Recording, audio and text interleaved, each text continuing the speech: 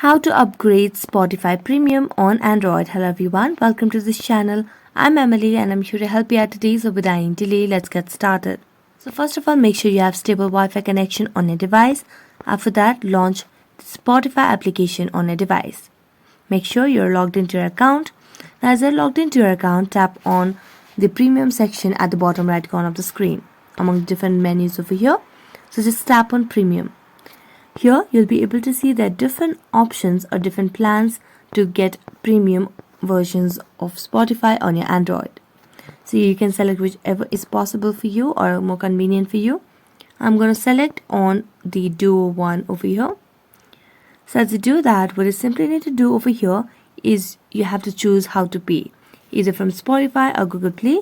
So you can tap on Continue with Spotify, and as you do that, to check out, you just have to mention and your login credentials over here and your payment details.